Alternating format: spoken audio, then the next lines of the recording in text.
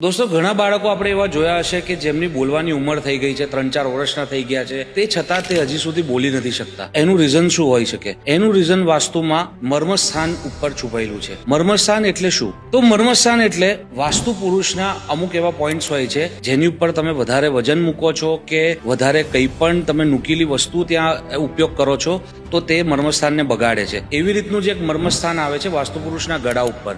0 થી આપણે જોઈએ તો 0 ડિગ્રી નોર્થથી 45 ડિગ્રી ઉપર આવે છે ઈશાન ખૂણો. ઈશાન ખૂણાની લાઈન પર અગર તમે ખીલ્લી ઠોકી હશે કે તમે ભારે સામાન કશો મૂક્યો હશે, ભારે તિજોરી મૂકી હશે કે પછી તમારી ત્યાં સીડી હશે તો તમને આ પ્રોબ્લેમ આવી શકે છે. આના સોલ્યુશન એટલું જ છે કે ખીલ્લી ઠોકી હોય તો કાઢી નાખો.